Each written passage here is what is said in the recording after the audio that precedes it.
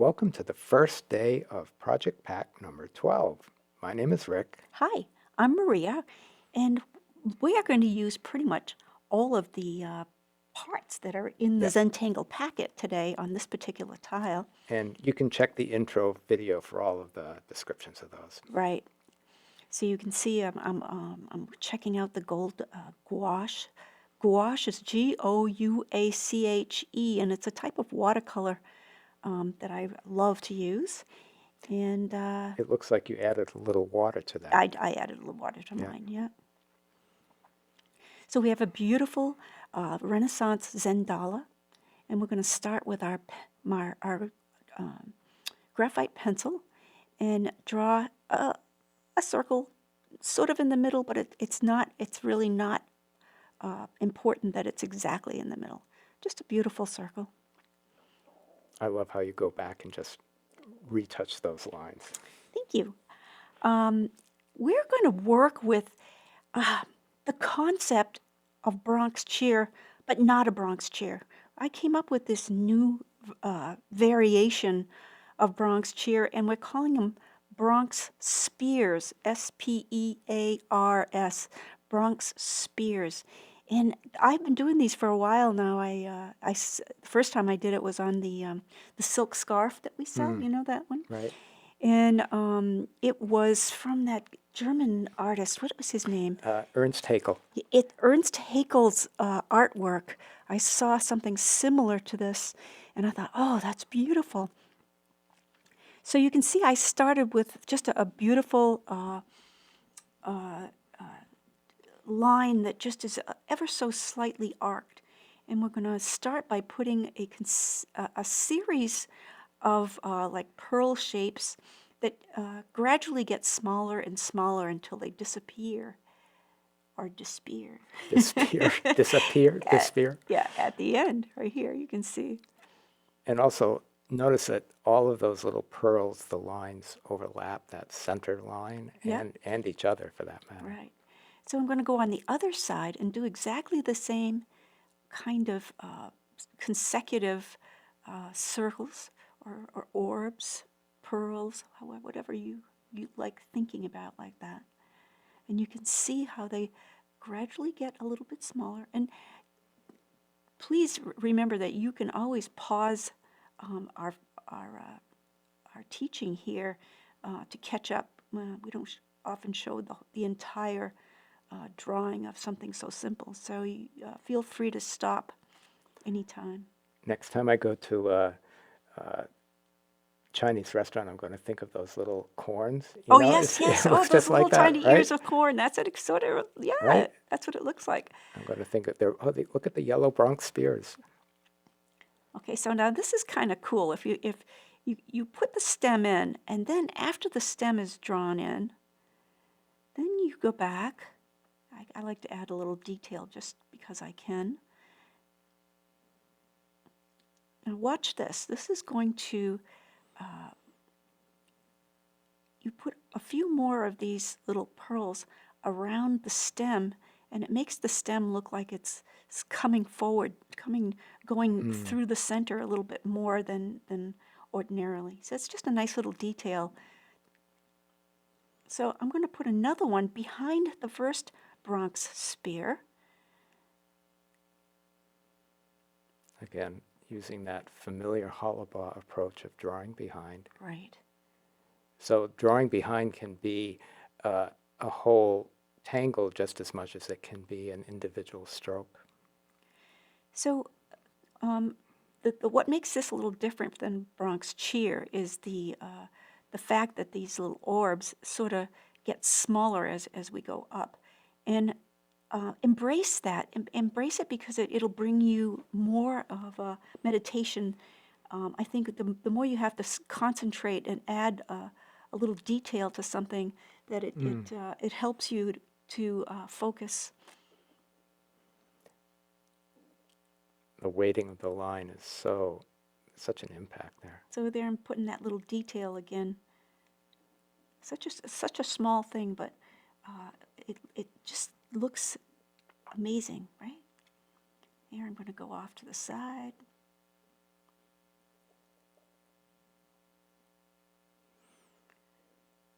You can almost hear my brain whirling when I'm drawing. Well, I love the rhythm, and I love how as they, the orbs go off to the side, they also get a little smaller so that you get that sense of dimension Right. even as you do it. Yeah. So they're more like ovals on the side. Sometimes I just make the thing longer if my little orbs weren't getting small enough. Because I can, right? Right? Here we go. There's the stem. One doesn't know really how big a stem is on a Bronx spear, so you can make it whatever Right. They're, size you they're want, actually, I right? think they're large like that because they have to hold up the whole weight of the spear. Right? So Especially for Chinese food, it right? would, right, Or, it would, or Thai food, or right? yeah. So we're going to go back in and darken these, leaving that highlight like we do on the Bronx cheer. And this is a kind of a nice, relaxing thing to do. You've already done all your drawing.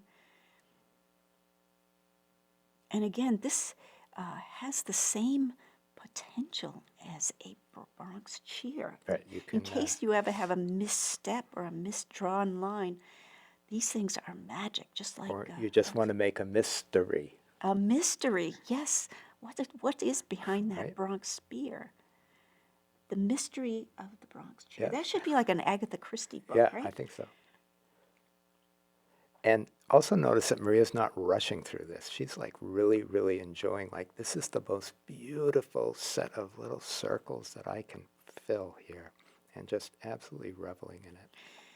So the whole idea of these Renaissance tiles came about because I always loved working on a mid-tone paper, and the artists, like Da Vinci and Michelangelo, their drawings, when I would study them, they would always be on a toned paper, either a gray or tan, and they'd work in these gorgeous browns and red chalks that were just so gorgeous.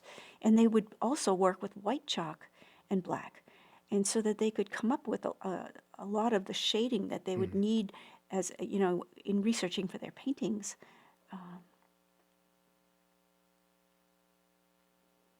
So on the same, and when we first came out with our first tile, it was a white tile, so you could only make it darker. Right. And then we came out with the black tile, and you could only make it lighter.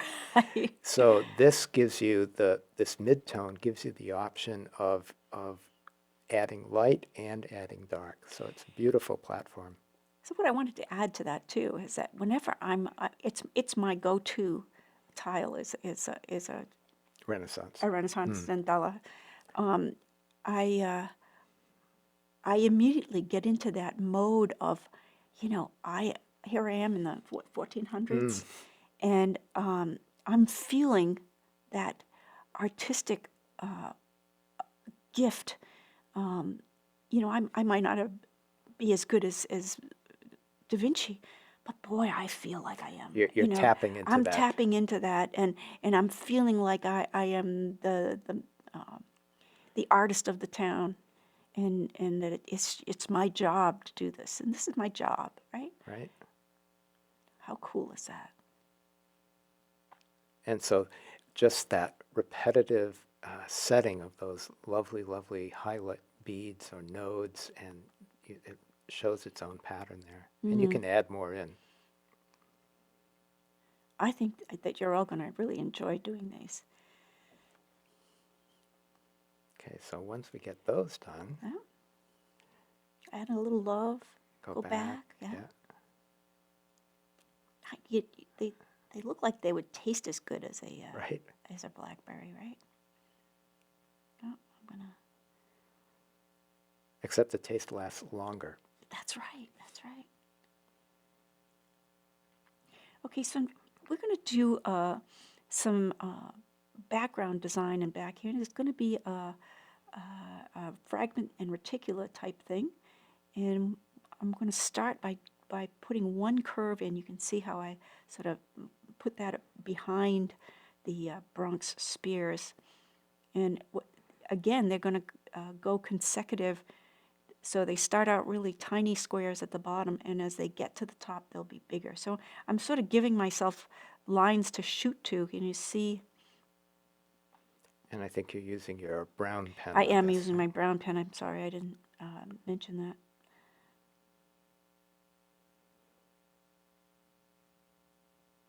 So each aura is going to be just slightly larger than the one before it.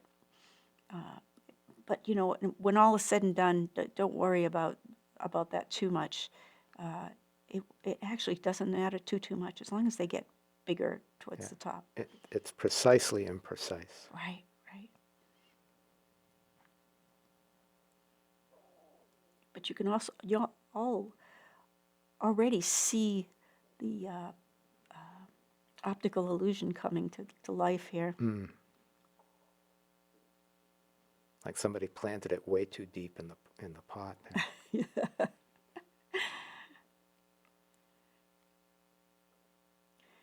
So we're going to fill these auras with beautiful orbs, kind of retracing the steps of the Bronx spear, and see how this works for us. Ordinarily, you wouldn't think doing something like that, but I had tried it on a couple of different pieces, and I liked what it looked like.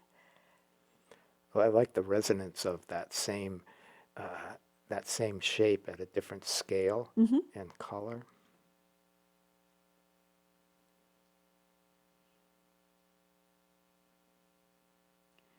So you can see that I'm sort of trying to keep them in line.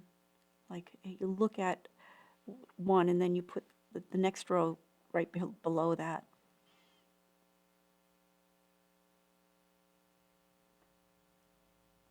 Neat.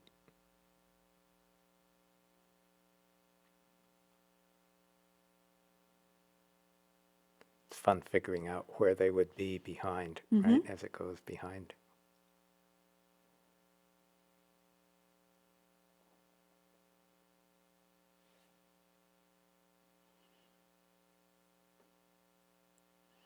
So you can see what's happening here. And we're going to go and do the top one's exactly the same. I started in the middle because by starting in the middle, it gives you more of a sense of spacing than starting at the bottom in the tiny ones. Right.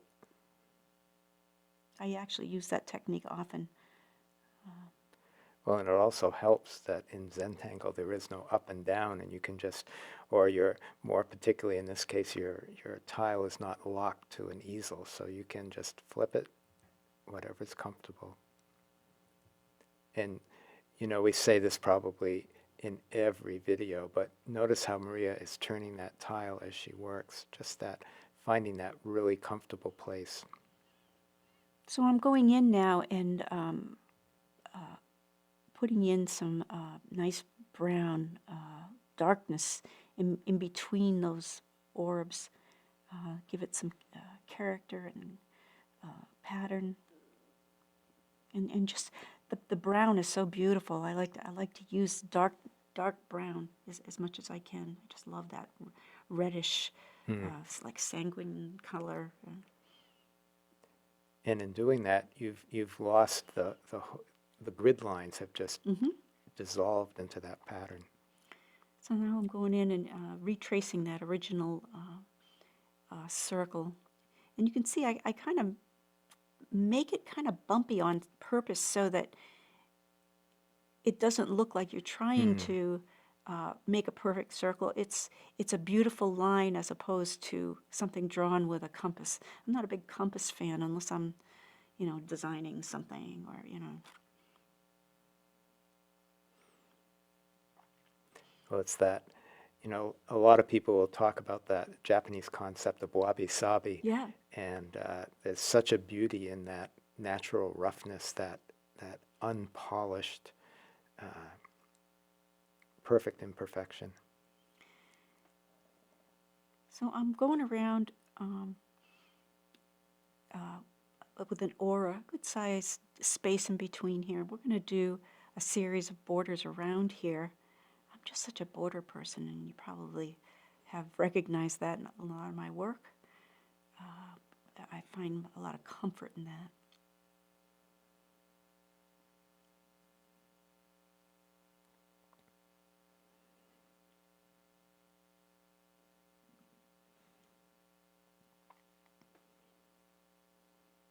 So the unevenness of that line is just so beautiful and just so delicate.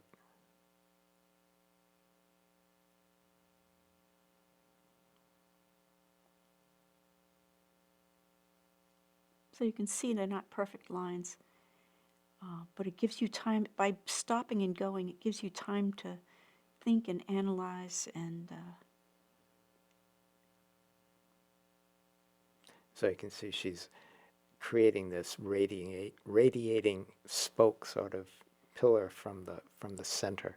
so I do this, automatically, but I'm going to the base of this, so you can see that's what I was pointing to. It was the center of the circle, so that you have the radiating lines sort of level with the way you're holding the tile. And I love that slight flare at the beginning and end. Yeah, almost like a capital I, right? Like a Roman Slightly I. serifed. Right. It just gives it character. And I've been adding these little details. It gives it sort of like a carved or etched or engraved look. Could be a linoleum cut, or that kind of look. Sort of a woodcut, yeah. Yeah, woodcut. And I like the resonance of that, on these, like whatever these like pillars or capitals with the same element in the stem there.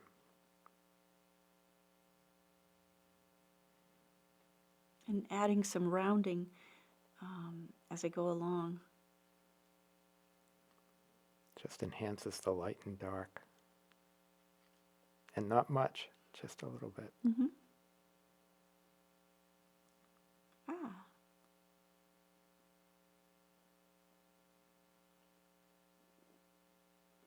Well, that's interesting, right? Did you remember? It's been a while. So it's sort of like giving it a little mushroom cap top. And then, again, a line going towards the center. That's kind of neat, right? Yeah, and I think this is like a really good thing to just note that, like, this is an example of, I'm guessing Maria did not plan exactly that she was going to do this, but just at the moment of inspiration, okay, well, this would look nice. And then repeating it, in that repetition, it becomes this pattern. And it's an arc and an aura. So in these new little squares here, I'm going to put in some diagonals. Sort of makes them into an N, right? An N shape. Pretty, huh? Look, it's almost like it's support beams, right? Triangulating. Turning the tile each time. So my hand is basically in the same spot all the time, doing the same stroke. Nice. Or it's a Z. It could be a Z, but it's not for long. Becomes an hourglass or an X. Yes. X. So we're going to do in a hollabaugh fashion, we're going to go in the other direction, going behind that first diagonal, and adding a little more support struts, right? Excellent. All things that are fairly simple, but it's just how you put it together, right? It's looking nice. So we're going to add some pretty aggressive shading with the graphite pencil. And what we want it to be really dark down where these Bronx spears are growing out of.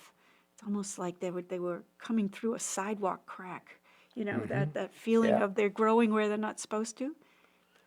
I love that. I love when plants just, give a Bronx cheer and say, "Oh yeah, here I come." And particularly after you try to grow something and it doesn't take it. Then You do everything you can to get it to grow and it won't. And yet these things will come out of the earth in between two pieces well, of it's like concrete. the poke root in our front yard and my attempts at sunflowers. Yes, yes, yes. can see now that you know, it's starting to. You could use a tortillon there, but my tendency is to just use whatever is as closest at hand. My Literally, hand. which is your hand. Well, particularly on a really large space Right, like right. that. So it's this great optical illusion. Is it a ball, or is it Yeah, is it going is it in, going in or out, or or out? yeah?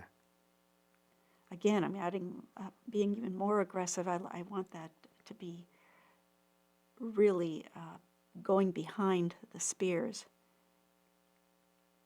Well, and when you use your finger or the tortillon, it reduces the contrast. Right. So a lot of times we'll go back in just with the graphite and reassert that contrast. Oh, it's coming to life. Yes.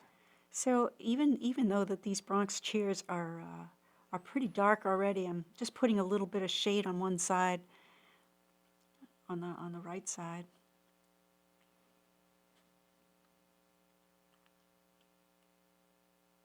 It's subtle, but all of these things together.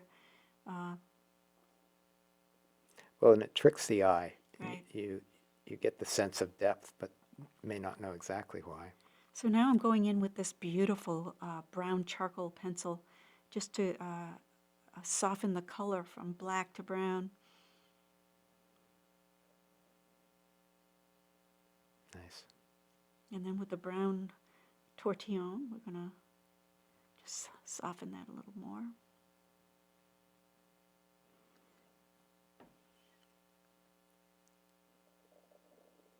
And we use this word with the tortillon, is you're inviting the graphite or the chalk into the paper. You're not pushing it in, you're sort of inviting it in. So we're going to do a little coloring in. I'm testing it and see what it looks like. Putting some brown behind these support struts there, just to give it an all-over texture color. So these, your pencil and your pen, colored pencils and stuff, they can be used as shading or as texture, or as adding color, as opposed to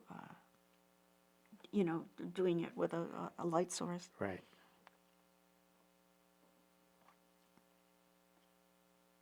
And again, using the tortillon just sort of evens out and smooths it into the fibers of the paper. So we have that white Jelly Roll pen that's beautiful. I'm going in and sort of touching up the highlights, those beautiful highlights. But I'm not doing it on everyone. I'm doing them really where the light is coming through. Sort of on the left, yeah. That really makes a difference. Right? Yeah. And the thing is, it just brightens it a little, and we have these tools at our disposal. We might as well use them, right?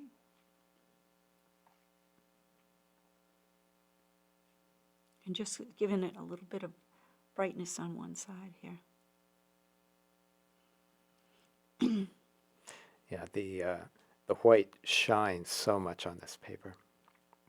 So I'm mixing my paint, and I don't know if you can see my hand. I twirl my brush as I'm adding. Can you see my twirling my brush? And yes, like that. Always do it in the same direction so that your point stays alive and crisp, and it'll do your bidding for you. If you always go in the same direction, you don't want to twist it one way and then the other. That it always twists the same way. So why are you using the caps? You're like mixing in? I'm finding where I want to, how much paint I want to have. I'm going to use a pretty aggressive color this time, and I'm just showing people how to turn their paintbrushes. These are pretty good brushes, and they can hold a nice point, and you can do some detail work with them. So you can see I put my paint down first in the center and then go around. Always with the point to the edge. Yeah. Or the, Yeah. right. Nice. And we're going to paint those all around. Remembering when you load the brush to twist your brush.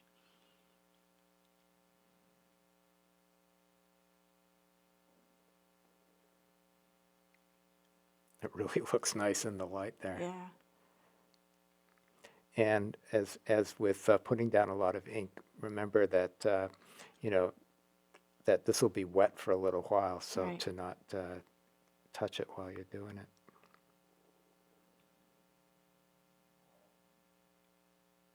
Nice.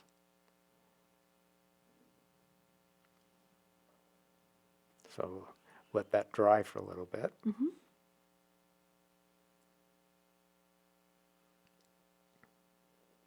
And then I'm going to go in with the gold and hit those little details in the brown beads. And it's just a subtle thing, but it brings that to life as well. It gives it almost a jewel-like feel. You'll see it better in person than on the film here, but it really just sparkles. Hmm.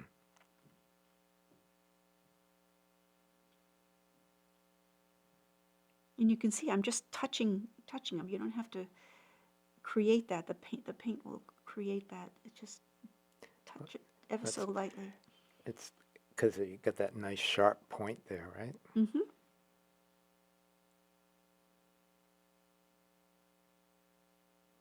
I'm enjoying your new chop.